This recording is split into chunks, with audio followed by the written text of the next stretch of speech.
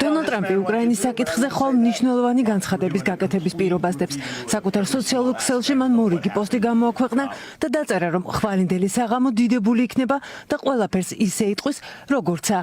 დონალდ ტრამპმა დაამატა ისიც, რომ ერთადერთი პრეზიდენტია, რომელმაც პუტინის რუსეთს უკრაინის მიწა არ დაუთმო. ნიუ-იორკ ტაიმსის ცნობით, დღეს პრეზიდენტი თავის გუნდში ხვდება და უკრაინის საკითხზე მისაღებ გადაწყვეტილებებს განიხილავს. მათ შორის იქნება სამხედრო დახმარებების შეჩერება ან გაუქმება იმ შეიარაღებისა და ტექნიკის ჩათვლით, რომლის მიწოდებასაც კიევს ბაიდენის ადმინისტრაცია დაპირდა. FBI-ის ახალმა ხელმძღვანელმა დღესვე კონგრესს მოუწოდა გამოიძიოს, როგორ გამოიყენეს უკრაინაში გაგზავნილი ფინანსური დახმარება. ვთხოვე კონგრესს გამოიძიოს, სად წავიდა ეს ფული. ამერიკელი ხალხი იმსახურებს ამ პასუხს, რადგან ეს ჩვენი ფულია. ეს არის ჩვენი გადასახადის გადამხდელების დოლარები. საქმე არ არის ამერიკის შეერთებული შტატების მიერ $1 მილიარდის გაგზავნაზე, არამედ იმაზე, რომ ერთ ქვეყანაში გაგზავნილი თანხა $1 100-ჯერ მეტია. არ ვიცი, რას ფიქრობდა პრეზიდენტი ზელენსკი. ორშაბათს ჰქონდა შესანიშნავი შეხვედრა საფრანგეთის პრეზიდენტ ემანუელ მაკრონთან. ხუთშაბათს ფანტასტიკური შეხვედრა პრემიერ-მინისტრ კირ სტარმერთან. ყველა მხარე დაუჭირა სამშვიდობო შეთანხმების წინსვლას.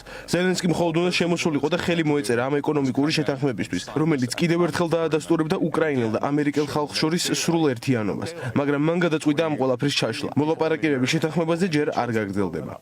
შეხვედრაზე, როდესაც მედიას სთხოვეს დაეტოვებინათ ოვალური კაბინეტი, პრეზიდენტს ერთხმად ვურჩიეთ, რომ შეურაცხყოფის შემდეგ ვერ ვხედავდით, როგორ შეიძლებოდა წინ წავსულიყავით, რომ ნებისმიერი შემდგომი ჩართულობა მხოლოდ უკან წაგვიყვანდა. ეს უთხარით პრეზიდენტ ზელენსკის და მის გუნდს. ის რომ თითქოს ეს რაღაცნაირი ჩასაბრება იყო. კატეგორიულად და სწრაფად ვიტყვი, რომ სრული ტყუილია.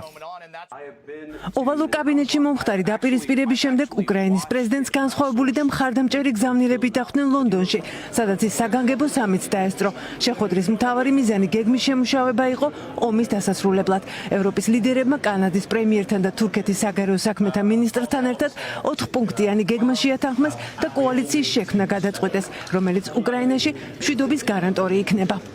ვაცხადებ ახალი გარიგების შესახებ, რომელიც საშუალებას აძლევს უკრაინას გამოიყენოს $1.6 მილიარდი გირვანკა სტერლინგი ბრიტანეთის ექსპორტის ფინანსებიდან 1000 საჰაერო თავდაცვის რაკეტის შესაძენად. შევქმნით სურვილთა კოალიციას, რომელიც დაიცავს გარიგებას და მშვიდობის გარანტია იქნება. ყველა ქვეყანა ვერ შეიტანს წვილს, მაგრამ ეს არ ნიშნავს, რომ უმოქმედოდ ვიქნებით. დღეს ვდგავართ ისტორიის გზაგასაყარზე. ახლა არ არის ბევრი ლაპარაკის დრო. დროა ვიმოქმედოთ, ვიჩქაროთ და გავერთიანდეთ ახალი საერთო გეგმის ირგვლივ, გრძელვადიანი და მყარი მშვიდობისთვის. დიდი ბრიტანეთი, საფრანგეთი და სხვა ქვეყნები შეთანხმდნენ უკრაინასთან იმუშაონ საომარი მოქმედებების შეჩერების გეგმაზე, რომელსაც შემდეგ განვიხილავთ შეერთებულ შტატებთან.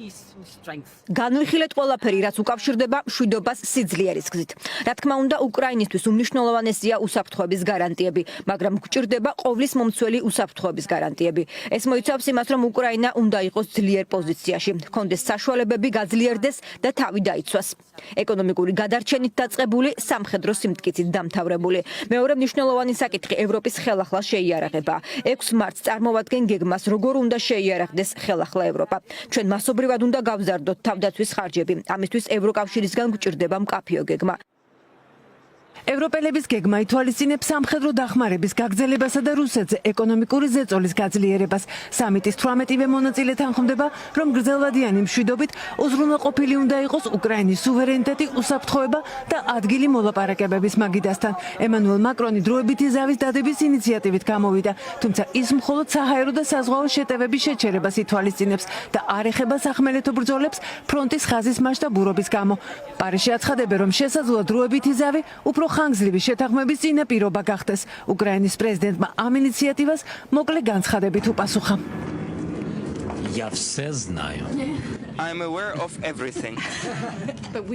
სამიტის შედეგები, ვაშინგტონთან ურთიერთობები და მოწოდებები არჩევნების ჩატარებისკენ უკრაინის პრეზიდენტმა ლონდონის აეროპორტში გამართულ პრესკონფერენციაზე შეაჯამა. ვოლოდიმირ ზელენსკიმ განაცხადა, რომ მზადაა მინერალების შეთანხმების გასაფორმებლად და მოლაპარაკებებისთვისაც, თუ მას თეთრ სახლში მიიწვევენ. უკრაინის ლიდერი ასევე მზადაა დათმოს პრეზიდენტის პოსტიც, თუ უკრაინა ნატოს წევრი გახდება. ზელენსკიმ უპასუხა სენატორ ლინცი გრემსაც, რომელმაც მას მოლაპარაკებების გაგრძელების სანაცვლოდ გადადგომა ურჩია.